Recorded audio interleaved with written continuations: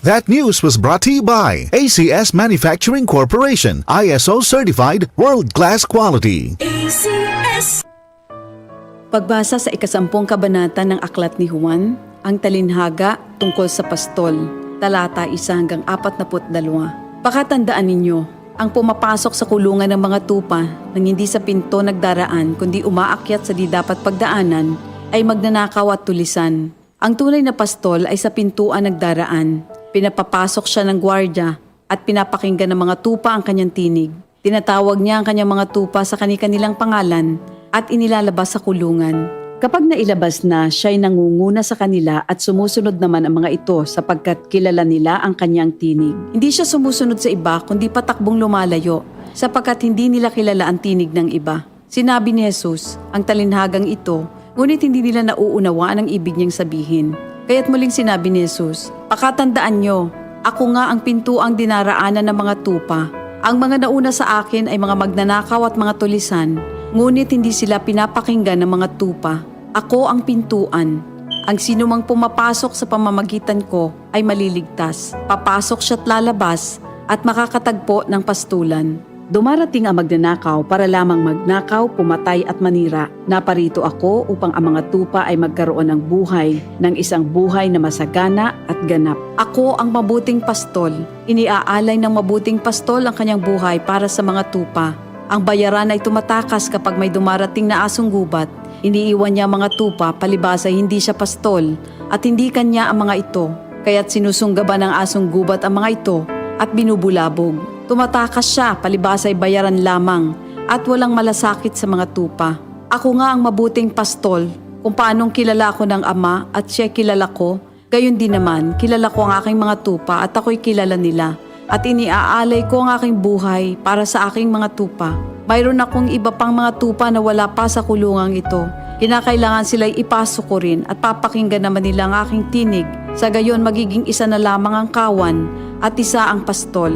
Dahil dito'y minamahal ako ng Ama sapagkat iniaalay ko ang aking buhay upang ito'y kunin kong muli.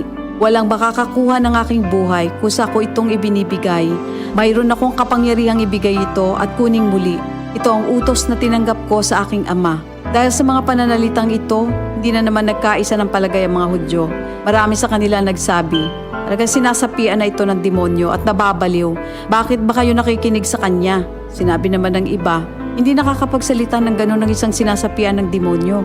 Nakakapagpagaling ba ng bulag ang demonyo? Taglamig na noon at kasalukuyang ipinagdiriwang sa Jerusalem ang pista ng pagtatalaga ng templo.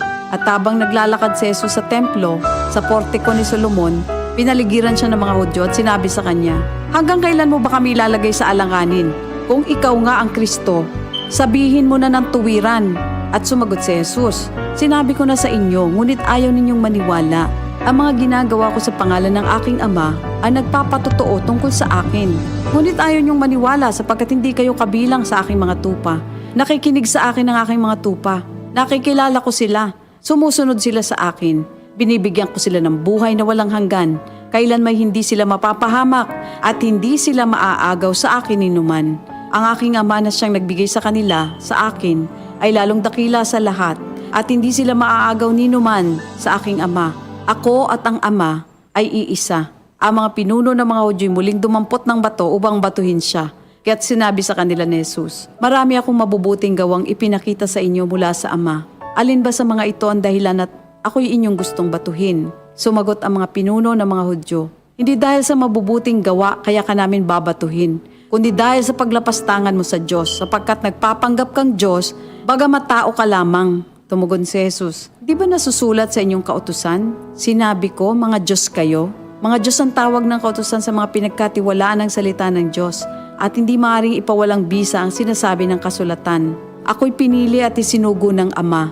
Paano ninyo ngayon masasabing nilalapastangan ko ang Diyos? Dahil sa sinasabi kong ako ang anak ng Diyos? Kung hindi ko ginagawa ang mga pinapagawa ng aking Ama, huwag niyo akong paniwalaan.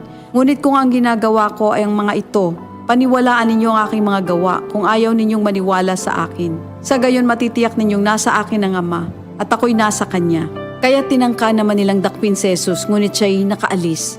Muling pumunta si Jesus sa ibayo ng Jordan sa pook na dating pinagbautismohan ni Juan.